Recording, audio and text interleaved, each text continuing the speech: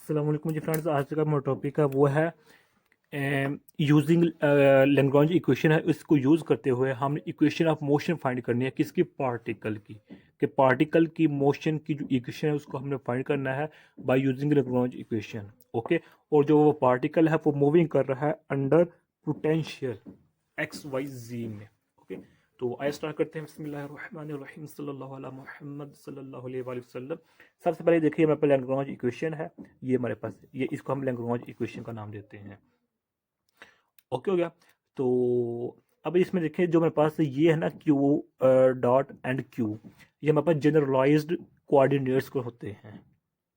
क्या होते हैं? जनरलाइज्ड कोऑर्डिनेट्स, यानी कि इसको हम कहते हैं इंडिपेंडेंट कोऑर्डिनेट्स होते हैं हमारे पास ये वाले। ओके। तो यानी कि जिस तरह हमने पीछे देखा था कि जो कार्टेशियन कोऑर्डिनेट्स होता है,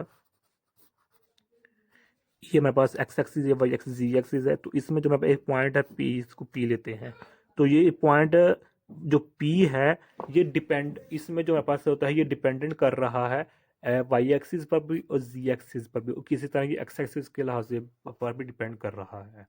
तो इनको, इनकी जगह हम यूज़ करते हैं फिर इंडिपेंडेंट कोऑर्डिनेट्स यूज़ करते हैं। ओके।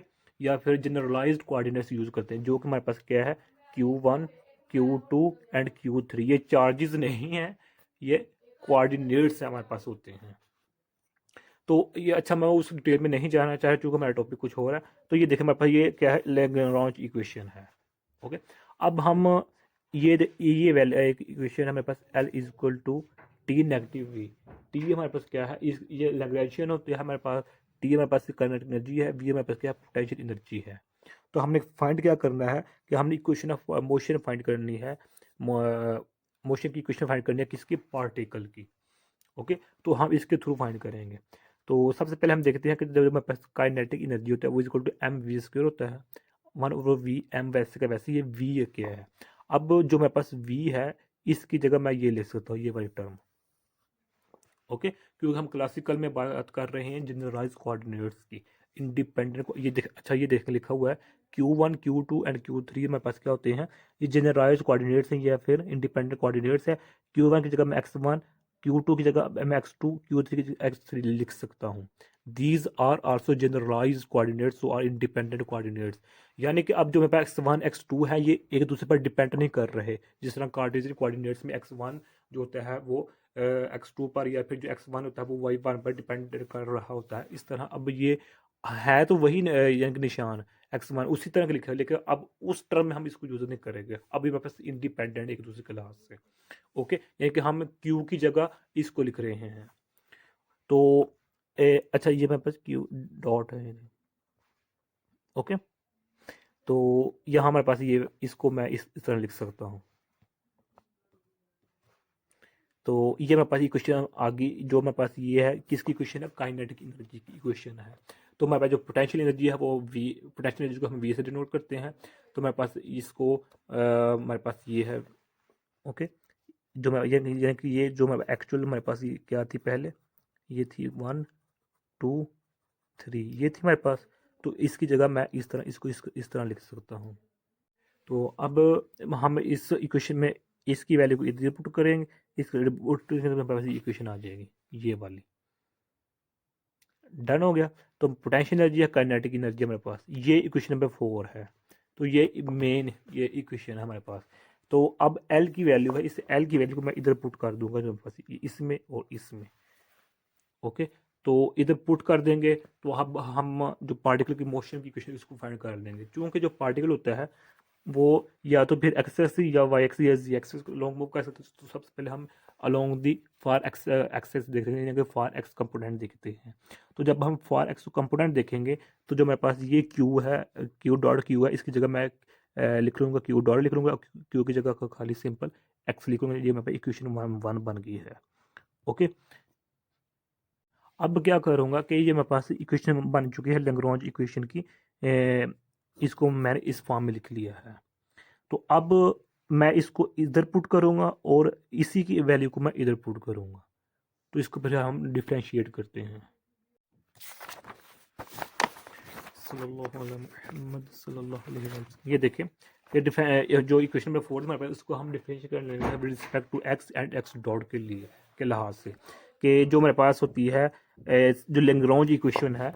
अब लैग्रांज इक्वेशन हमारे पास ये वाली है ना, ये वाली है, ये इक्वेशन नंबर 4 है।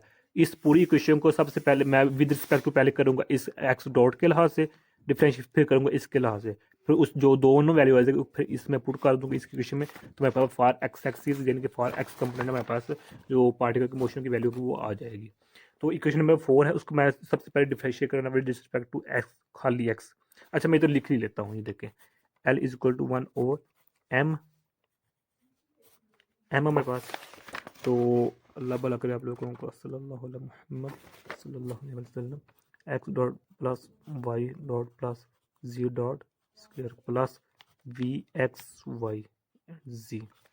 ओके, मैं चूंकि डिफरेंशिएट कर रहा हूँ इसको विद रिस्पेक्ट टू एक्स, तो ये पूरी टर्म क्या हो जाएगी 0, क्योंकि ये इधर मेरे पास क्या एक्स डॉट है, ये डॉटेड वाली है। तो हाँ मैं डिफरेंशिएट कर रहा हूँ इस एल को विद रिस्पेक्ट टू एक्स, तो ये 0 हो जाएगी। तो बाकी क्या बच जाएगा मेरे पास, ये बच जाएगा v बच जाएगा। तो इसको मैं लिखता हूँ इधर, अच्छा सॉरी इधर हमारे पास नेगेटिव था, ये वाला नेगेटिव है। ओके, यानी कि ये हमारे पास इक्वेशन है ये वाला। ओके, तो ये नेगेटिव आना था ये वाला। तो अब इसको मैं डिफरेंशिएट करूँगा with respect to X axis, तो मेरे पास ये आ जाएगी टर्म। इसकी मैं नाम दे रहा हूँ इक्वेशन नंबर मेरे पास क्या है, ये 5 है।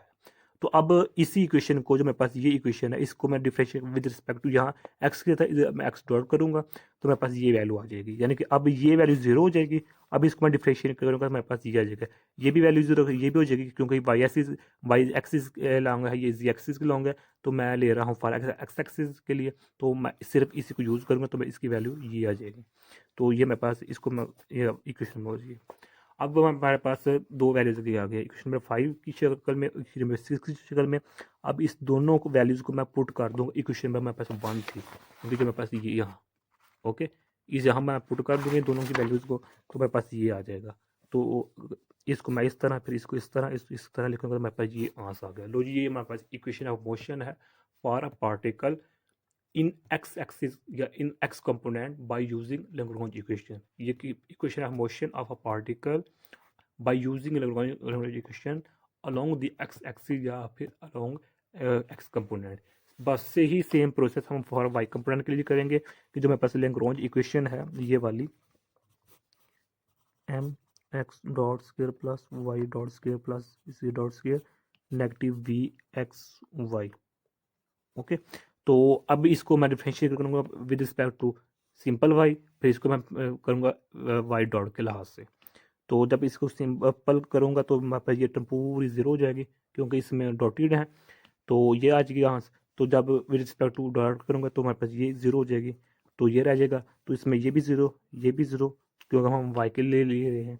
तो फिर ये और ये यूज़ होंगे, जिसकी वैल्यू ये आ जाएगी, कैंसिल हो गए, ये वैल्यू आ जाएगी। ये इक्वेशन नंबर 5 थी, ये 6 थी, इसको मैं 5 डैश और 6 डैश का नाम दे रहा हूँ। अब इन दोनों वैल्यूज़ को मैं फिर अगेन इक्वेशन नंबर मेरे पास ये 1 थी, इसमें पुट कर दूंगा। अब जो मेरे पास इक्वेशन नंबर 1 थी ना, अब ये इक्वेशन नंबर 2 बन जाएगी, किस तरह, इस तरह बन जाएगी, क्योंकि हम अब अलोंग वाई एक्सिस ले रहे हैं। तो अब इधर ये इस इक्वेशन नंबर 2 का नाम दे लें।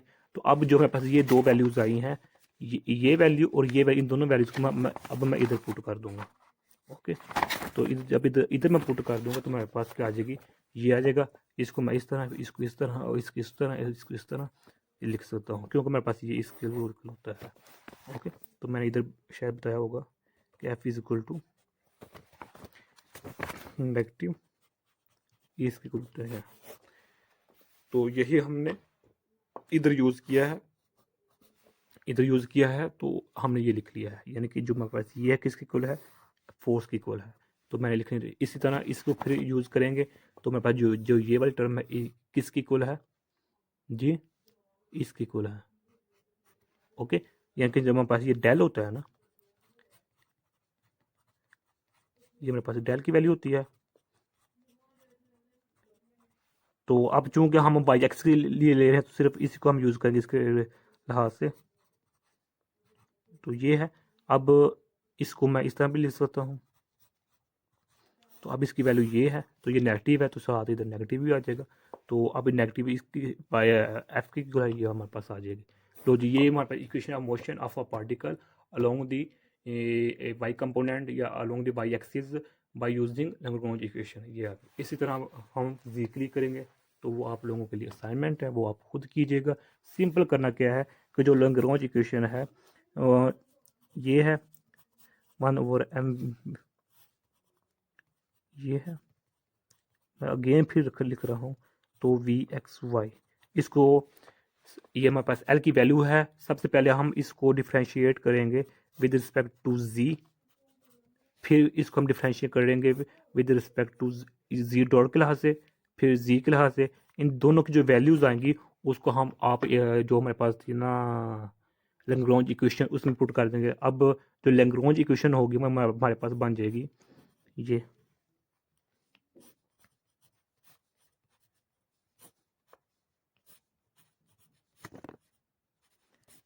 ये बन जाएगी। अब इसकी वैल्यू को इधर पुट कर देना, इसकी वैल्यू इधर पुट कर देना, हमारे पास आंसर आ जाएगा। तो यही आज का मेरा टॉपिक था। तो मैं उम्मीद करता हूँ आप लोगों को इस वीडियो की समझ आ गई होगी।